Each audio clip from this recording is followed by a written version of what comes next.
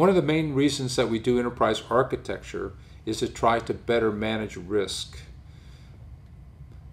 Having a framework like TOGAF even helps more because it gives you more approaches to address different factors as we've been discussing, and to do so in a more consistent, repeatable fashion. Risk management, though, by itself is one of the key techniques in TOGAF. And we just were discussing how you could in fact be deriving risk because of gaps. Any gap you have, that could relate to a risk. And the last technique we talked about was business transformation readiness assessment, was to really hone in on, well, are we really ready to change in terms of many different dimensions?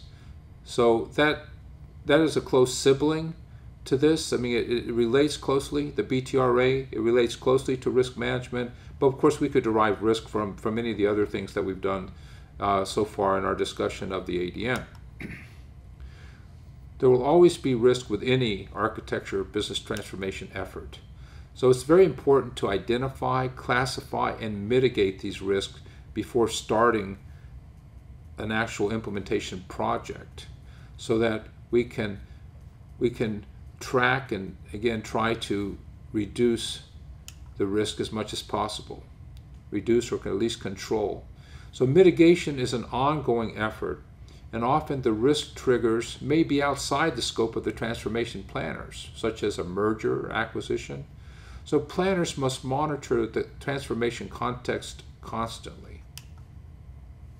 It's also important to note that the enterprise architect may identify the risk and mitigate certain ones, but it's within the governance framework itself that risks have to be first accepted and then managed. So we're linking back to, again, not just the value of EA and the value of a method tied to a framework, but tied to also governance, as we talked about earlier. So we said governance can help with architecture principles. Certainly governance is a key element in terms of risk management, because again, that's why we govern, is to try to better manage risk and increase chances of success. So certainly big factor there. So we want to identify risk and mitigate certain ones, but we have to link all this to governance. TOGAF has a very basic approach to risk management. There are two levels of risk, namely initial level of risk, which is your risk categorization prior to determining and implementing mitigating actions, and then residual level of risk. So by definition, the residual level of risk is risk categorization after implementation of mitigating actions. The process for risk management consists of the following activities. We classify the risk. We'll look at that a little bit more in just a second, but basically we look at its effect, frequency, and impact. So we identify it with a unique identifier. Then we do an initial risk assessment in terms of effect, frequency, and impact. And then we look to how we can mitigate anything that needs to be mitigated.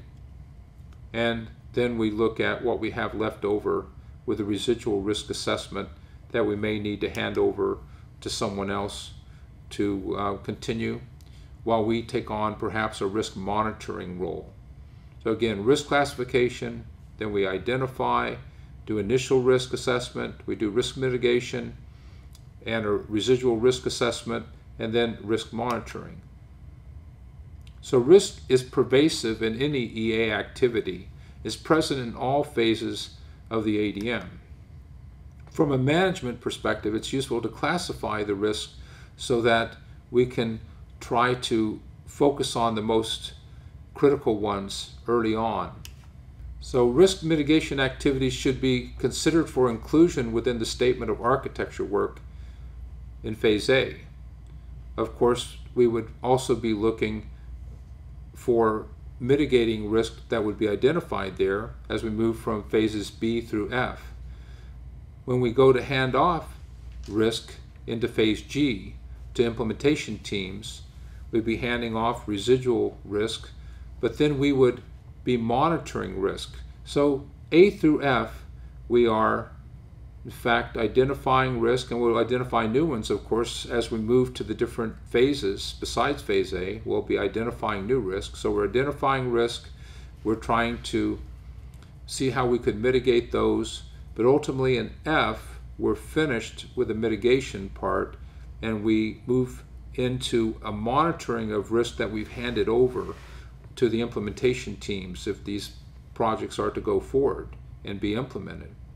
Phase H is watching all the time for risk, and of course R, requirements management, could be impacted in light of any requirements changes tied to risk. And preliminary, we're always governing in light of trying to control risk and increase chances for success. So that's why risk management applies throughout the ADM.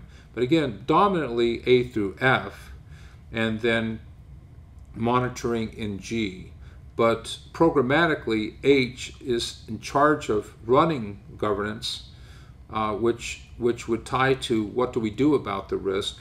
And of course, the architecture boards we set up in preliminary, they could issue instructions based on risk that could lead to a request for architecture work, for example, for phase A to deal with some risk-related activity that maybe happened because something didn't work out in a rollout of a program in phase G. So now we're coming back and saying, okay, we learned from that, and now let's try again with a better phase A and a better risk management throughout the ADM.